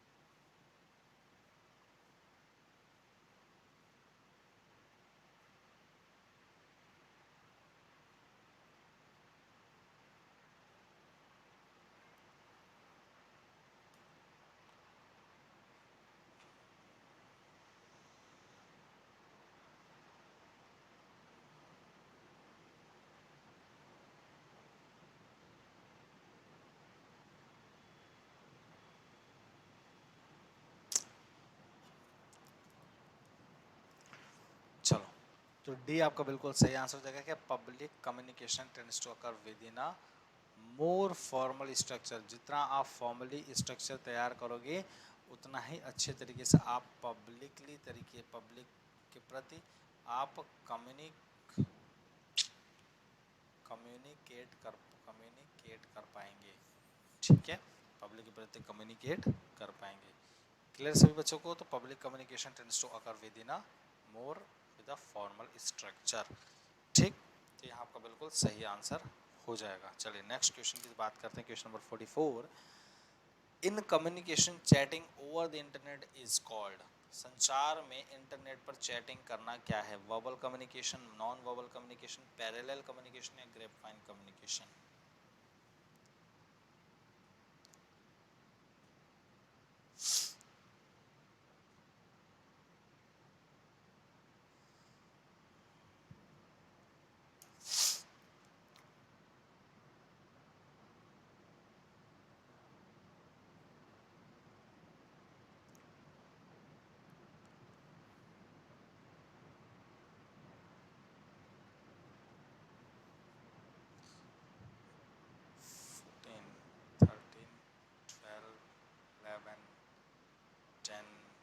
जल्दी से फटाफट। और जो बच्चे भी क्लास देख रहे होंगे सभी को शेयर जरूर कर देना है, लाइक जरूर कर देना है। क्वेश्चन नंबर 44 ए आपका बिल्कुल सही आंसर हो जाएगा। In communication chatting over internet क्या है? एक वर्बल कम्युनिकेशन। देखो कम्युनिकेशन जैसे आपकी दो प्रकार की होती हैं, एक वर्बल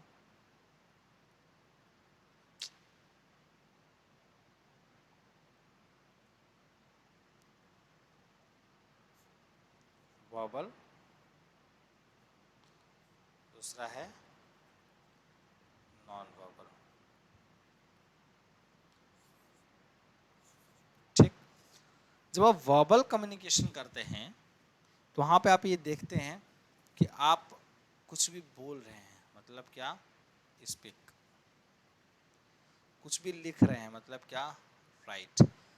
इट डजंट मैटर कि आप वह लाइव किसी से बात कर रहे हैं आमने सामने तो बोल रहे हैं, या फिर आप कहीं इंटरनेट पे चैटिंग कर रहे हैं तो लिख रहे हैं। बोलना लिखना बस इतना है, कहीं ये मेंशन नहीं है कि इंटरनेट पे ही या फिर जो फिजिकली अवेलेबल हो। तो बोलना लिखना किसी भी कम्युनिकेशन के अंदर आ रहा है तो वह आपका वर्बल है। अगर वही चीज आपका नॉन वर्बल बन जाएगा, वही चीज नॉन वर्बल बन जाएगा अगर वही चीज आपका क्या हो कि सामने वाला बहुत कोई चीज इशारों में बात कर रहा हो, गेस्चर्स के थ्रू बात कर रहा हो। ठीक है, गेस्चर्स के थ्रू बात कर रहा हो तो यह आपका क्या हो जाएगा? नॉन वर्बल हो जाएगा। क्लियर सभी को? तो कम्युनिकेशन में इंटरनेट अगर इंटरनेट पे कम्युनिकेशन अगर आप कर रहे हैं, चैटिंग कर रहे हैं तो वही तरीके का आपका वर्बल कम्युनिकेशन, क्योंकि वहां भी तो लिख ही रहे होंगे आप। ठीक है, तो यहाँ आपका बिल्कुल सही आंसर हो जाएगा। चलिए next question. A negative reaction to a mediated communication is described as flag, fragmented feedback, positive passive response या फिर नॉन कन्फर्मिटी। क्या दिया गया है? ये आपका दिसंबर 2005 में आया है। दिसंबर अटेम्प्ट के 2005 वाले ईयर में आया है।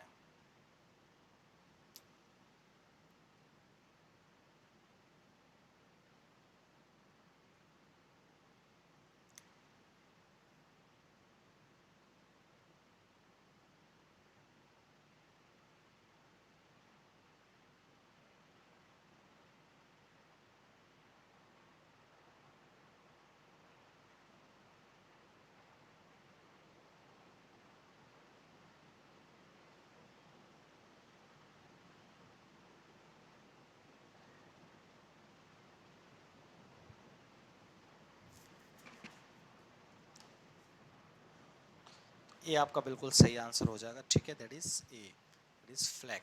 ठीक है, a negative reaction to a mediated communication is described as flag. ठीक, मध्यस्थता संचार के लिए एक नकारात्मक जो प्रक्रिया जो अपनाई जाती है उसको हम क्या बोलते हैं? फ्लैग बोलते हैं।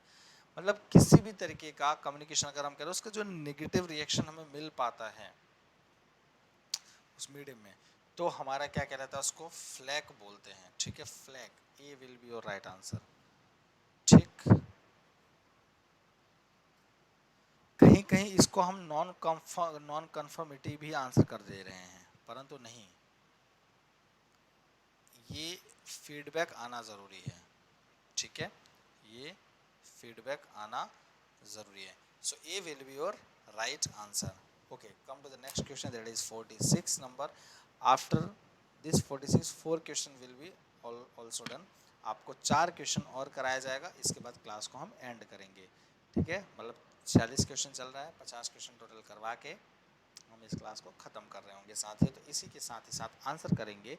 Recording a television programme on a VCR is an example of.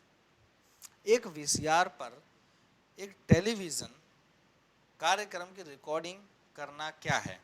Time shifting है, कंटेंट रेफरेंस है, या फिर मैकेनिकल क्लैरिटी है, मीडिया सिंक्रोनाइजेशन है।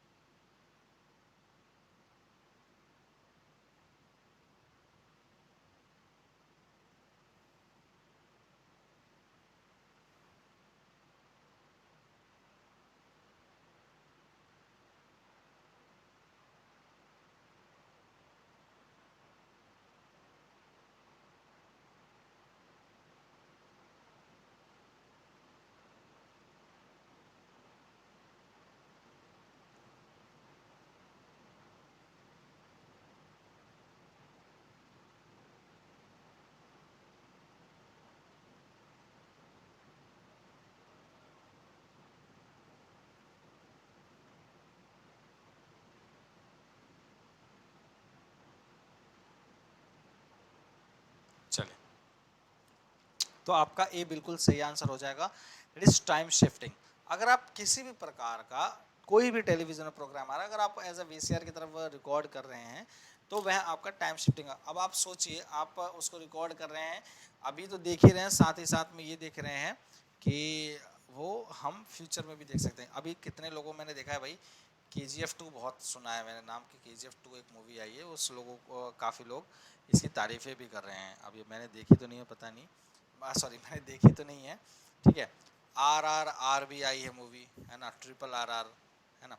अब क्या है KGF 2, अब इसको देखने कोई कोई जाते हैं ना, अब उनको क्या होता है कि भाई दोबारा हमने पैसा देना नहीं है यार, दोबारा अपना कोई चैनल है, तो कहीं ना कहीं क्या होता है पता है क्या, कि थिएटर में बैठेंगे, वहाँ पे रिकॉर्ड करना स्टार्ट करेंगे।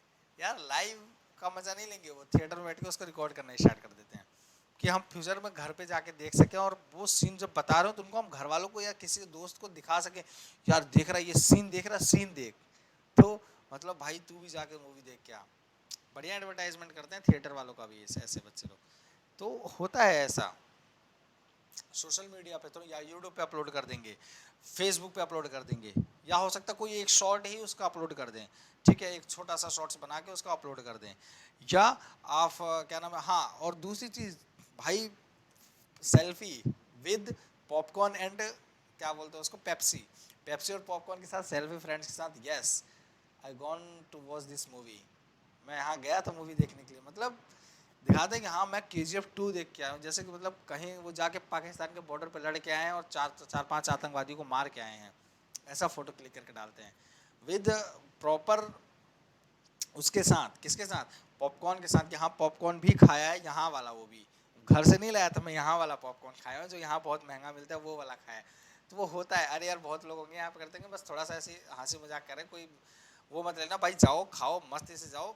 मैं तो ये समझता हूँ कहीं भी जाओ, देखो वो कहीं भी अगर आप अपने रेगुलर ज़िंदगी से अलग कुछ करने जाते हैं तो वहाँ पे फिर रेगुलरिटी वाली ज़िंदगी ना इन्वॉल्व करें, मतलब क्या, जैसे रोज़ के हम लोग ज़िंदगी गुजारते हैं चाहे जैसे तैसे भी, लेकिन अगर आप कहीं कुछ अलग करने के लिए जा रहे हैं तो आप वहाँ पे ये सोचें कि यार 500 रुपये का मान लो कुरकुरे आ रहा है, कुछ भी आ रहा है तो उसको खा लो, परेशान मत हो, उसमें 10 बार सोचते हैं, 500 बार कि यार करें ना करें, ठीक है, तो उसमें परेशान होने वाली बात नहीं है, ठीक है, तो मस्ती कर लो, कोई दिक्कत नहीं है, ठीक है। चलो, ये आपका बिल्कुल सही आंसर हो जाएगा, तो आप लोग और रिकॉर्ड करके अपलोड कर देते भाई फेसबुक पे या फिर कहीं भी।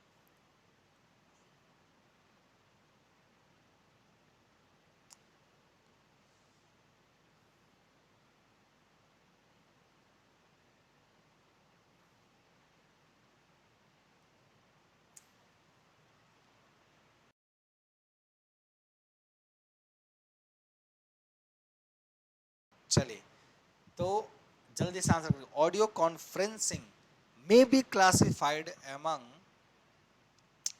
विच of the following types of communication.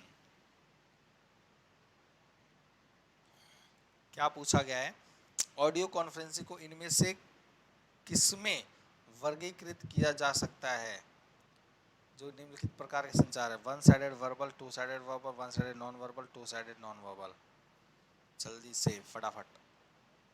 तो बी आपका बिल्कुल सही आंसर हो जाएगा, ठीक है, टू साइडेड वर्बल, ठीक है। ऑडियो कॉन्फ्रेंसिंग में be classified among which of the following types of communication, that is two sided of verbal communication. Clear सभी बच्चों को, कोई दिक्कत तो नहीं है। चलिए नेक्स्ट क्वेश्चन।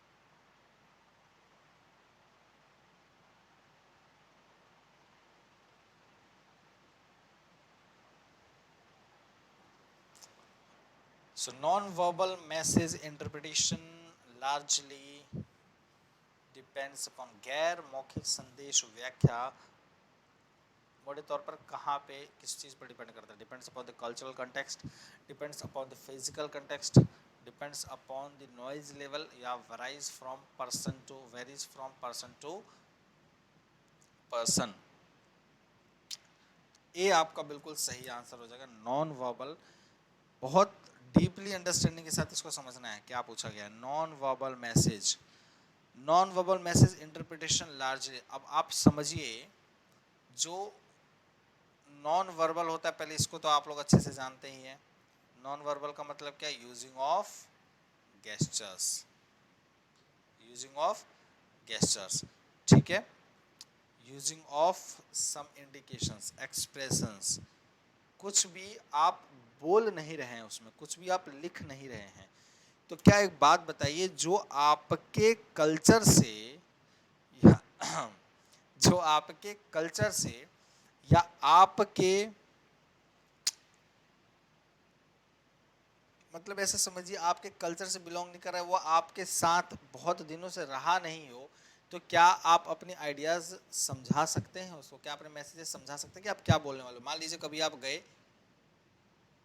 आप कुछ ऐसे व्यक्ति को देखते हैं या किसी एक ऐसे व्यक्ति को देखते हैं जो बोल नहीं सकता है, वह आपको इशारे में कुछ बताना चाह रहा है, ठीक है, इशारे में कुछ बताना चाह रहा है, तो क्या आप उसको समझ जाएंगे? बहुत मुश्किल होगा। हो सकता है कुछ इस तरीके से इतना इजीली बना के वो बताए कि आप समझ जाए, परंतु उसको समझना थोड़ा मुश्किल होगा उस वक्त, ठीक है। लेकिन अगर उसी का वही लड़का, अगर वहीं बगल में कोई लड़का हो, कहीं गया हो अभी उस टाइम के लिए, थोड़ी टाइम के लिए, फिर उसका कुछ देर बाद अगर आ जाए, ठीक है, थोड़ी देर के लिए अगर उसका लड़का आ जाए और तब वो अगर अपने लड़के को बताता है वही चीज़, तो उसका लड़का समझ जाएगा। क्यों? क्योंकि उसका कल्चर और उसके लड़के का कल्चर दोनों का सेम है और वह काफ़ी दिनों से साथ में रह रहे हैं, तो कहीं ना कहीं उसके कोडिंग को वो समझ जाता है, ठीक है। तो ये एक तरीके क्या है? Non verbal message. तो टोटली इसका जो इंटरप्रिटेशन है ना, जो इसका व्याख्या करना है ना, ये टोटली कल्चरली ये डिपेंड होता है। कल्चरली का मतलब ये नहीं कि इसी जाति से या इसी से बिलोंग, मतलब वो उसके साथ भी रहना, उसके डे, मतलब हर डे उसके साथ हो आप, मतलब हर तरीके से आप उसके साथ ही हो, 24 घंटे नहीं तो 12 घंटे साथ हो, लेकिन आप उसकी चीज़ों को समझ चुके हो, ठीक है। जैसे एक माँ अपने बेटे की, मतलब आपकी छोटा सा बच्चा होता है, बेटे को कुछ नहीं समझ होती उस टाइम पर, बेटा हो चाहे बेटे कोई भी हो, तो जो छोटा सा जो बॉर्न बेबी होता है, तो अरे गर्मी बहुत है यार सही में, हाँ ठीक है, छोटा सा बेबी है, तो मान लो उस बेबी को वो नहीं समझ में आता उसको बोलना क्या है, समझना क्या है, ठीक है। तो ये क्या, उसको पता नहीं क्या बोला, लेकिन फिर भी माँ समझ जाती है। थोड़ा सा रोने लगे तो समझ जाते हैं कि हाँ ये मेरा बच्चा भूखा है। थोड़ा सा कुछ भी करने लगे तो पता चल जाता है कि हाँ यार मेरा मतलब ये परेशान है बच्चा, इसको ये भूख लगी है, दर्द हो रहा है। तो ये क्या है, कहीं ना कहीं आपका नॉन वर्बल ही तो है, फिर भी समझ जाते हैं।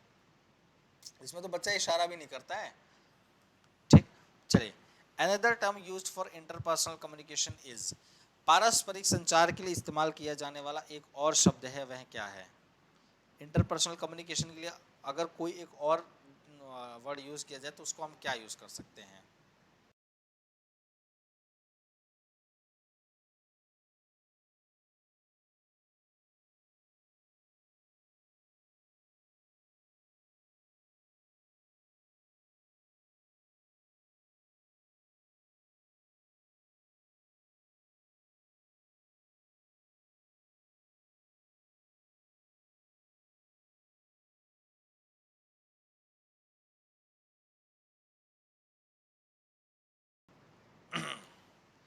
चलिए,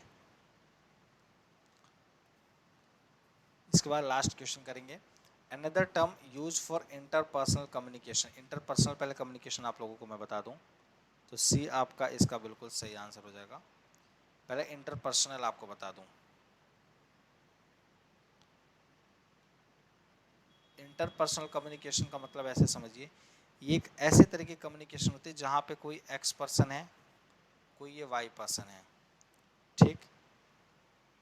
इस एक्स और वाई के बीच में जो भी वार्तालाप होगी वह एक तरीके का आपका इंटरपर्सनल होगा। मतलब क्या, more than one person involved in this communication, एक से ज़्यादा व्यक्ति जहाँ पे कम्युनिकेशन के अंदर इन्वॉल्व होंगे वह आपका इंटरपर्सनल हो जाएगा।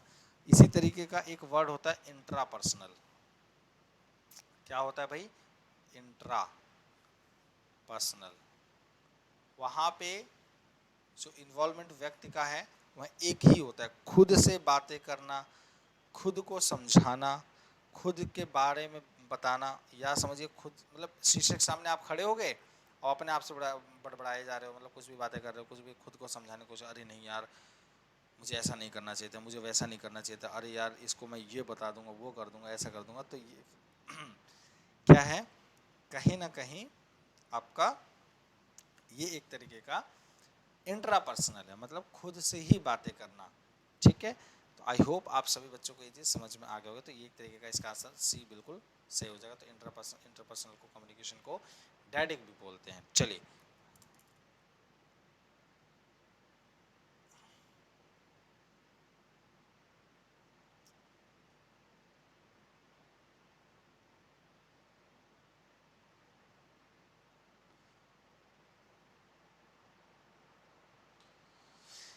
Last question for you all.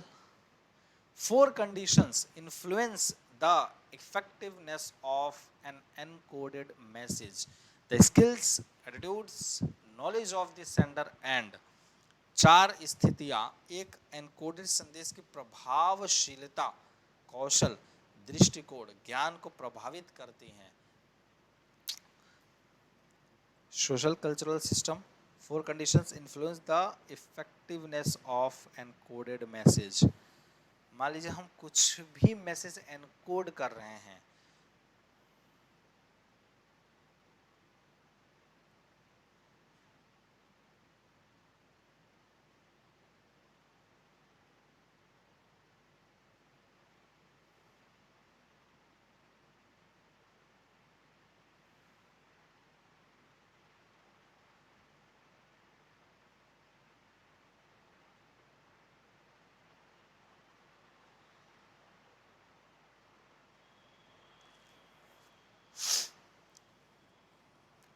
Social cultural system, अगर हमारे किसी भी चीज़ को, चाहे वो मैसेज हो, चाहे हमारी स्किल्स को, हमारे एटीट्यूड को, हमारे नॉलेज को, मतलब कोई भी चीज़ अगर सेंडर इन सब चीज़ों के अंदर अगर वो इन्फ्लुएंस होता है, अगर अपने मैसेज को थोड़ा घुमा फिरा के, जैसे सोचा था उस घुमा फिरा के बोलता है, अपने स्किल्स को थोड़ा घुमा फिरा के दिखाने की कोशिश करता है, अपने एटीट्यूड को घुमा फिरा के थोड़ा समझाने की कोशिश करता है, मतलब दिखाने की कोशिश करता है, अपने नॉलेज को थोड़ा सा अलग तरीके से महसूस करता है, तो अगर वह कर रहा है ऐसा, तो कहीं ना कहीं उसके प्रति एक सोशल कल्चरल सिस्टम जुड़ा हुआ है। अगर जैसे मोदी जी हैं, आप ऐसे समझ लो, सबसे बढ़िया एग्जांपल आपको बताता हूँ। जैसे मोदी जी हैं, वह अगर आसाम में जाते हैं, तो हमारे देश के जो प्रधानमंत्री जी हैं आसाम में जाते हैं, तो उनके कल्चर को इन्वॉल्व कर, उनके कल्चरल, उनके भाषा को बोलने की कोशिश करते हैं, उनके कल्चर से इन्फ्लुएंस होके उनके कल्चर को थोड़ा सा उनके कल्चर में रहने की कोशिश करता है। अगर वो केरला में चले जाते हैं, केरला में जा गए थे जैसे, तो उन्होंने क्या किया भाई, जैसे वहाँ केले का पत्ता होता है, केले के पत्ते में खाना खाया है ना, कोशिश करते हैं थोड़ी सी कुछ फ्रेजेस, कुछ वर्ड्स केरला की भाषा में बोल दिया उन्होंने। ठीक है, वो अगर बनारस गए, जैसे बनारस गए थे, बनारस गए तो थोड़ा सा कुछ वर्ड भोजपुरी का बोल दिया उन्होंने, है ना, भोजपुरी का बोल दिया, वहाँ के इतिहास के बारे में बताया, मतलब वहाँ के मैसेजेस दिया उन्होंने। मतलब सारी चीज़ें इन्फ्लुएंस करती हैं, एटीट्यूड हो, मैसेज हो, स्किल्स हो, सेंडर के लिए, अगर वो कम्युनिकेशन के अंदर इफेक्टिवनेस लेकर आना चाहता है तो। समझ रहे हैं? तो ये आपका बिल्कुल सही आंसर हो जाए, that is social cultural system. So आपको ये उम्मीद करता हूँ कि ये चीज़ें बहुत अच्छे से क्लियर होंगी, बहुत अच्छे से समझ में आया होगा। सो आज के लिए इतना ही करते हैं। कोई भी किसी भी प्रकार का अगर क्वेश्चन आप सभी साथियों के बीच में अगर अराइज होता है, तो आप मुझसे पूछ सकते हैं, जान सकते हैं। किसी प्रकार का कोई दिक्कत है तो आप लोग मुझसे पूछ सकते हैं कमेंट बॉक्स में कमेंट करके। आई होप सो मैं आप इसको, आपके इस क्लास को ज़्यादा से ज़्यादा इंटरेस्टिंग और ज़्यादा से ज़्यादा अच्छा बनाने में सफल हो पाया हूँगा। तो ऐसे ही अपना प्यार सपोर्ट बनाए रखें। चैनल को सब्सक्राइब कर दें जिन्होंने सब्सक्राइब नहीं किया, बेल आइकन को प्रेस कर दें जिन बेल आइकन को नहीं प्रेस किया, ऑल पर क्लिक कर देंगे और लाइक ज़रूर कर देंगे अगर क्लास पसंद आई होगी तो। आपका एक लाइक तो भाई मैं मांगता हूँ आप लोगों की तरफ से। अभी 101 कोड इस्तेमाल करेंगे, चाहे कोई बच्चा अभी तक अनअकैडमी लर्निंग ऐप अगर नहीं इंस्टॉल किया तो अनअकैडमी लर्निंग ऐप इंस्टॉल कर ले बच्चा। इंस्टॉल करके वहाँ पे लॉगिन कर ले अपने आप को, और साथ ही साथ इस कोड का इस्तेमाल करेंगे जिससे आपको 10% का डिस्काउंट मिल सके। कब? जब आप कोई भी चीज़ें सब्सक्रिप्शन अनअकैडमी का ले रहे हैं। और ये कोड सिर्फ नेट वाले ही बच्चे नहीं, कोई भी किसी भी कैटेगरी का बच्चा हो, किसी भी कैटेगरी की तैयारी कर रहा है, वह बच्चा इस कोड का इस्तेमाल कर सकता है और 10% का डिस्काउंट अवेल कर सकता है साथियों। ठीक है, तो अभी 101 कोड का इस्तेमाल ज़रूर करें 10% ऑफ के लिए। सभी को क्लियर? कोई दिक्कत तो नहीं है? ठीक, कोई इशू तो नहीं है भाई सभी को? ठीक है,